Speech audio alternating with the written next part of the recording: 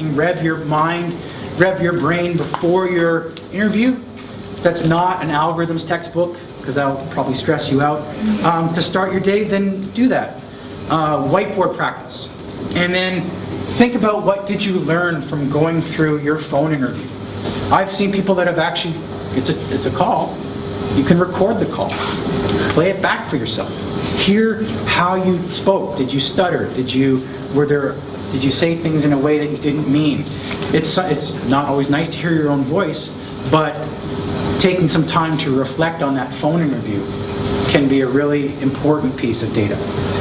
So that's all I've got. I'm going to open up the floor now for questions and answers. I hope you found my lecture, my talk, all that, whatever you want to call it, useful. So I'm just going to open up the floor now for some questions. Yes? If we've seen the exact question before that you were asking, should we say that? Or? I've had people say it, and it's up to the discretion of the interviewer. Some interviewer will, I mean, you can, it's whatever you want. I've had people that have said, oh, yeah, I've seen this question before. And I'm like, great, because if they've seen the question before, then that means they've done revision, that means they're familiar enough with it to not just copy it, and then I can just ask them, probing questions to see if they really know it or if they're just regurgitating it to me. And I get to have a more meaningful engineering discussion. That happens all the time. And it's real. They're really looking at that point. Are you just regurgitating it, or do you understand the concept? Like all the time, it happens. But being honest and right up front saying you've heard it, it's a great idea. Yep. Yeah. Sorry, this gentleman. Yes. How many phone interviews and how many in-person interviews do the usual speak is? That's one question. And thinking, does he get a second chance to miss something off? Does he get a second chance? I'll turn that to Lauri. Yeah, so generally there'll be one interview on campus or on the phone. They're equivalent.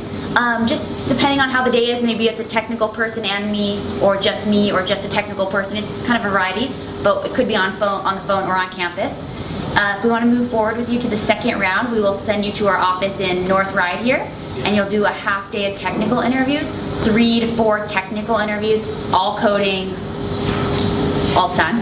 And at the completion of that day, we'll tell you whether or not you have an offer on that day. On that day? On that day. So is it like a 3 for different interviewers? 3 to 4, just depending on how much we need to get an assessment from you. One thing I'll say that kind of tackles onto what Mark said is learn from each interviewer. Okay. Interview 1 goes poorly, start fresh, right? There's 3 or 4 other interviews. Don't let it impact the rest of your interviews. And they go back there and talk and say, hey, I asked him this question, I gave him some advice at the end, so let's see if we can ask him something similar, and let's see if he takes my advice. Or maybe your first interview, you clam up, kind of like Mark said, and the interview at the end is like, hey buddy, speak out loud, speak your thoughts, like I'll help you out if you speak. And then you go into the second or third, fourth interview and you're still quiet, like that's a knock against you. So try to learn, and they do, my experience is they give advice throughout the interview quite regularly. So if you're able to pick up on those cues of indirect or direct advice, that will help you throughout your day. Okay, so during this interview loop, does everyone that interviewed you needs to be inclined to hire you, or if someone it depends. There's it kind of depends, but yeah, it's a collaborative decision though. And to answer your other question, yes, you can apply again. Normally you just email the recruiter, say, hey, I interviewed and I'm ready to apply again. My first question as an interviewer or as a recruiter is, well, what have you done differently? How long has it been, and what are you doing differently to make sure you have a different outcome? If you're like, I've done nothing and I'm just ready to try again, like, well, I'm probably gonna push back on you. But if you say, hey, I took an online course through Stanford, I am now tutoring people, I joined ACM, like, I'm gonna be more inclined to give you another chance. But like, I don't want to, it's kind of sad when you put someone through twice and have unfortunate times 2 times in a row. So it's for you and me. I wanna make you have a good experience. So if I'm confident that you're gonna do a different lead the second time, I'll put you through again. Thank you. You're welcome. So yes. What have you done that's super hard? Super hard? I can't tell you. I wish I could, because that was the one project where I went over to Xbox and they said it was something that only a PhD could love. And for me, it was, it was crazy hard. It was. So we turn on the camera, will you tell us? I can tell you after things launch, but I can't tell you. But yeah, it's hard. What's the second hardest thing you did? Well, I would say, certainly my PhD work was hard. It was a combination of quantum chemistry and information retrieval theory.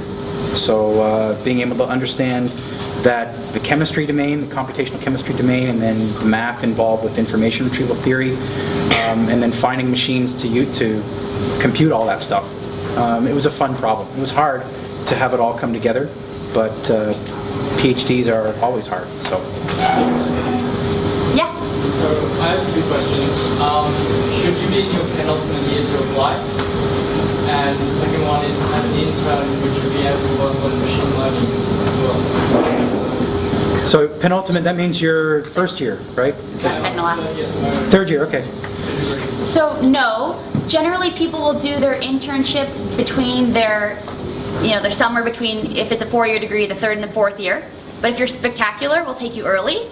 But that would just mean you have more than, one, or you have probably 2 internships. Generally, yes, you're between the summer of your third and your fourth year. If it's a 3-year degree, the second and your third year. If you're in your master's, it's between the first and second year. So generally, yes. But if you're awesome, we'll take you early. And I know people that have had multiple internships with different business groups. So it's allowed them to learn more about the company and become a stronger hire when they actually get hired after. Or different roles as well. You can start. Different roles. Your first internship, maybe you do an SDET role. Your second internship, maybe you do an SDE role. Or like my husband, he was a 2-time intern. He did the same SDE role twice on the same team. Now he's at Microsoft full-time, and he's getting promoted quite quickly because as an intern, he ramped up really quickly. Now that he's full-time, he is already doing it as an intern, and he ramped up really quickly and was able to get promoted within his first year. So. Yeah. And your second question about machine learning? Sorry. There's lots of product teams that are working on that kind of stuff, big data, machine learning, and it depends on, there's lots of variables, right? It depends on what teams have openings, what teams come looking for people to fill, but as I've talked about, Microsoft is a living, breathing, growing company, and you're not locked into any one particular role. So if you come and, let's say you work on Windows, but you like machine learning, you maybe join the machine learning club, or you work on there's a thing called the Garage, which is a sort of a after-hours facility where people go and work on projects together. So maybe you're doing some machine learning, and then after 18 months, you're like, I'd love to go in machine learning, and you go talk with somebody that works in the SQL Business Intelligence group, and you go working on some of their machine learning solvers, Stream Insight, Solver Foundation, those kind of things, or you start working on the big data team. There's tremendous flexibility, and that's the hardest thing about Microsoft, is to find out what you want to do, because the company grows and you grow, and yeah, it's really cool. Yeah. When it comes to your resume, how important are the marks you received during inflation meetings? Can I reply to that? Yeah. So this surprised me. One of my first recruiting trips, I went out, I was with a recruiter that got asked that same question, and the recruiter basically said, if you are proud of your marks and proud of your GPA, then include it. If you're not, don't include it. When I get a resume, I don't go looking for a GPA or transcripts. That's not expected. To be honest, I'm looking for other things to make it stand out. I've seen people that get tremendous grades. They come out and they're like Dean's List, they've aced every course, but that's all they did, right? And we talked about, that's, in my mind, that's 75% of the picture. I want to see that other 25% in what you've done. So if you've been, maybe your grades aren't as good, but you've been so active in programming teams or hobbies or something like that, that you're more well-rounded, then all power to you. But back to your question, if you want to include your grades in your resume, go nuts. If you don't, then no worries.